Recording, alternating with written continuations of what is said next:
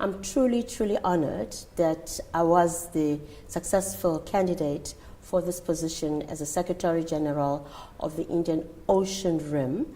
The Indian Ocean Rim is, we would say that it is the idea that came from no other than our former president, Utatu Nelson Mandela, when he conceptualized it in 1995, when he went on a state visit in India.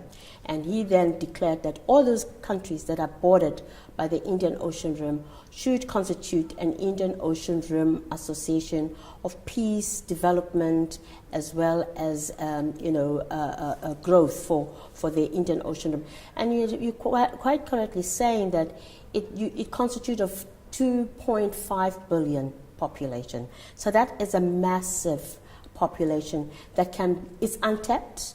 And if you know that the Indian Ocean is very important for trade, half of our containers come through there, the oil industry, the cargo, the shipping, and you know what. So in terms of resources, it is vast, untapped. And of course, the ocean also is, also an untapped area.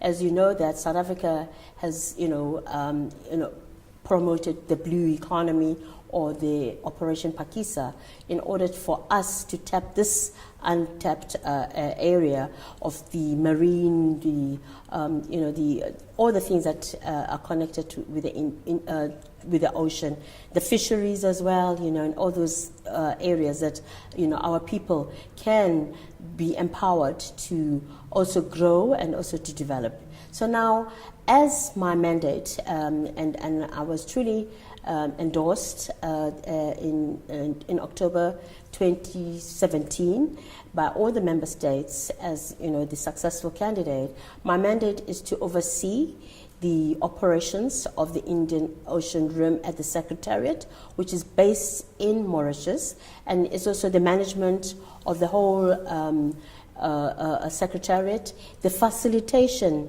because our role as the Secretariat is to receive whatever the member states. There are 21 member states within the Indian Ocean Rim Association that then place, if they have projects or they're going to have workshops, these then are then taken to the chair of the Indian Ocean Rim Association, and currently the chair is South Africa. And each chair serves for 2 years. So each country serves for 2 years and then also lays out its projects and the vision.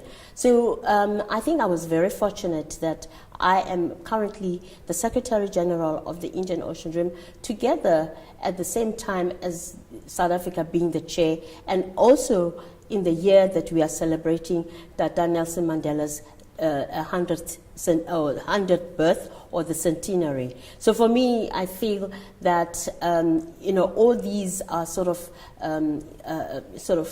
very important, because it then brings synergies, and we have grown since the inception of this organization. And like I said, they started as 14 member states, and now we're sitting at 21. When I came in, it's 21. And then certainly now what has happened is that all these member states, are part of the Indian Ocean Rim. And the beauty about it, it's not a political organization. Everything is by consensus. It doesn't matter how small the nation is. We are all equal partners here. And if something is contentious, then it is not passed, and it's not even brought to the agenda. So it's all those areas that we at the Secretariat need to sort of manage. We then collate all this information, send it to the chair. The chair then endorses whatever proposal is made, and then we circulate it to the member states. And if anything is amiss, or then we add and now currently this is the last meeting that we are having as the Indian Ocean. We've had two, what we call the committee of senior officials. This is we had then one earlier, and then we have what we call the Council of Ministers, where the decisions, the recommendations that are coming from the Council of Senior Committee of Senior Officials proposals are then, tabled, and then these are taken to the ministerial, the Council of Ministers, and that's what we're going to be having tomorrow with our Honourable Minister, Madam Dr. Lindiwe Sisulu. So it's a process, and for me, I think this is so appropriate, especially in the year that we are celebrating the centenary of Utata Mandela. We've seen much strides in the past. Like I said, India was the first one that, from the G20 countries that then started, pulling this organization together and came up with the 6 priority areas. Then, I don't know if you want me to table those priority areas.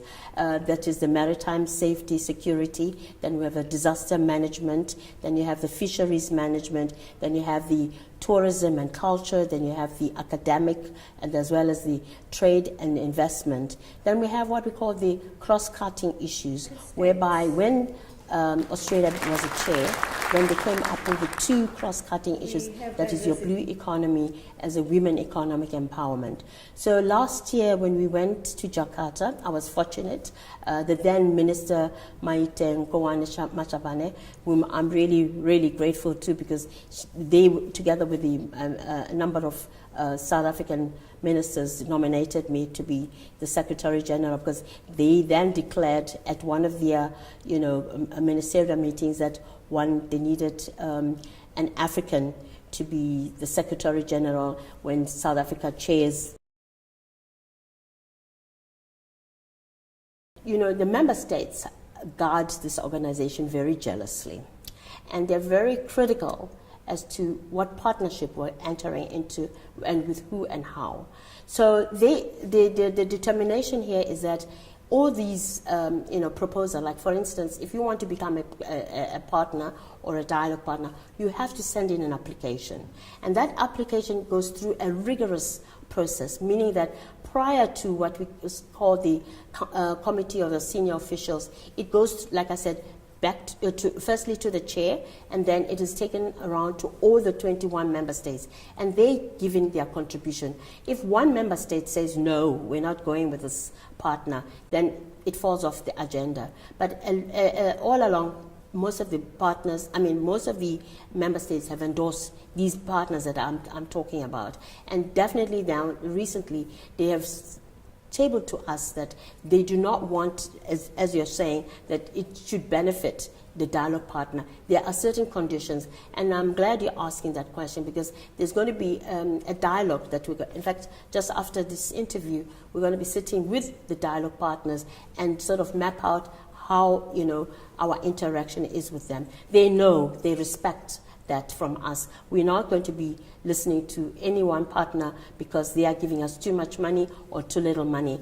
Everybody is treated equally, and I think most of the time, from the Secretariat side, we're always listening to what the member states are saying. So if the member state is not comfortable with anything, then that matter is left out, or the dialogue partner is not, or sort of endorsed, so to say. So mostly it is with all that consensus. It's consensus. Yeah, that's another issue that we raised during our meeting, that we are urging, member states, especially those, like you're saying, from the least developed countries. And there's so much you can do, but definitely I think we have had sort of what we call the bilaterals with them, and then we're also, urging other countries to take them on board so that they are not left isolated. So there is, like you say, the fund where we can, what we call the special fund, which they can then tap into.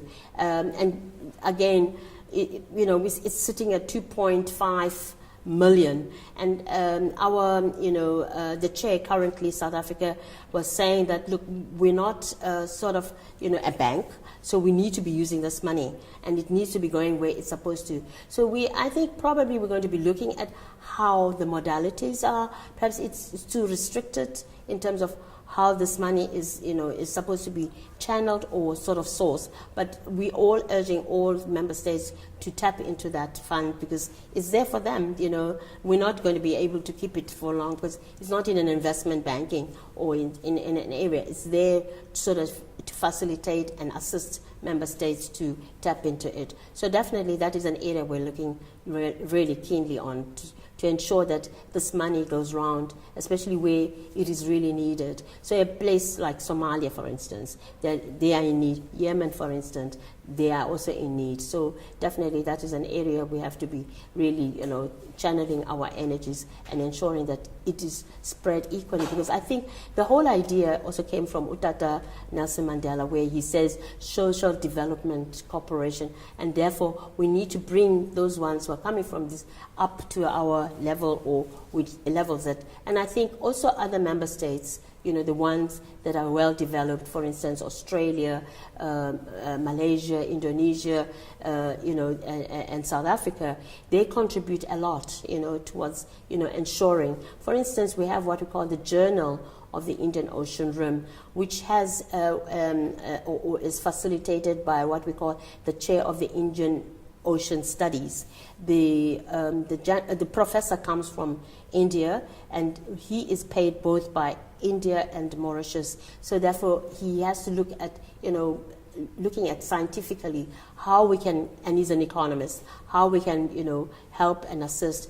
He has also looked at the area, which is the blue economy, whereby there's also a guidebook on the blue economy. So certainly we are trying in our little way. And I mean, the membership contribution is not, in much. It's about 24,000. Exactly. So it isn't, and I think it was a concerted effort that across the board, it doesn't matter, if you're a developed state or a developing one, that it is the same for everybody, because then you want to not to be the one that, we've paid so much, so definitely this should be our vested interest. So definitely all those areas have been thought for, and I think the member states guard this very jealously, and I'm really, I'm truly proud to be the Secretary General of such a noble organization where it looks at everyone in the same manner. So certainly we are just looking to growing this organization to the next status where we invite a lot of the states who are coming from the the Indian Ocean Rim, even if they are small. We have Seychelles as 90,000 population, but definitely also a contributor to this organization. So as a facilitator, SG, this is my last question. When are we going to move from that and actually start seeing implementables that we can actually go to and see in progress to be really proud of this organization? Then we can say that it's working for the people, and economically, socially, that member states are benefiting, and so are the dialogue partners in cooperation coming together to actually benefit from this particular big pool. I think watch the space, because I think very soon, once those working groups start mapping out, because they have also within that the action plan for each of these working groups. Like I said, we're proud that since the Leaders Summit, which was 2017, that now in 2018 we have these 4 different work groups which have mapped out their plans and as soon as that it takes place, and I think by next year you'll be hearing maybe a couple of women have been empowered here and there. I can't talk much about the trade and investment because that one is also still going to be in its work in progress. The academia is also doing something that is very it will impact in terms of when they do the studies. They will look at which areas are in need and which areas are not. So we watching that space. Maybe give us a couple of years. Be patient, so that each person, and we're dealing with 21 member states, so definitely that machinery is quite slow in terms of deliverables. But for instance, we've just had the fisheries, whereby like a place like Tanzania, and they're doing a lot in that area with women. And there are lessons to be learned, because you were mentioning what's his name, Mozambique, for instance, and they talked of how they were reaching out to women in the rural areas, in terms of, because in those areas there's no banking facilities. But, in these little ways, I was quite excited when you heard the little projects. It's these ones, like you're quite right, you haven't heard how they go about it. And I think once the study is done by the Human Resource Center, that they will show us that, there are progress made in certain areas, and there's more to be done in other areas. So we're steadily getting there. So certainly, maybe look at us in a couple of years, two years to come, that definitely we'll be telling you much more a different story. Yes, this is a new organization. 24 years is not much, but I think steadily we are building a strong base for our people. And as Dr. Mandela would say, these are you have to bring somebody from poverty into a status where they can be then proud of saying they have done something, or they have something that they can showcase. So definitely we will be showcasing. What legacy would you like to leave behind? Pardon? What legacy would you like to leave behind? Yeah, that's a very good question.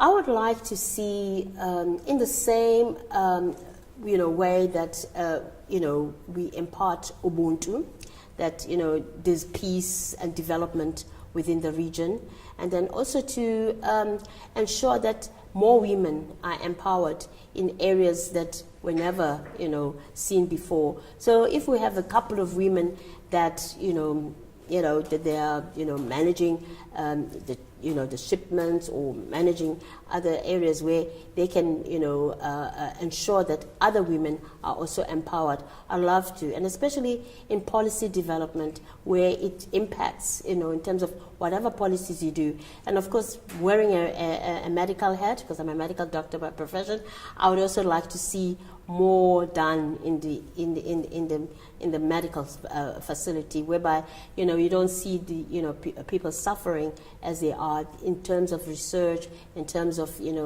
our population. And of course, we there are areas that we need to sort of bring to the fore. Our women need to be more vocal, more empowered. I've lived in West Africa. You've seen women very more, sort of in the forefront. So certainly we want to see that type of thing happening within the Indian Ocean Rim. So certainly I'm looking forward to, my 3 years in the organization, and that more women. We do it deliberately when we are in the meetings, that we have a photograph of our women, because it's still pale, it pales in terms of the numbers of women, but we hope that that will change in terms of women coming, to some of these meetings, because I think they have a wealth of information to share with us, and certainly we would like to see more women participating in certain organizations, and in organizations like ourselves.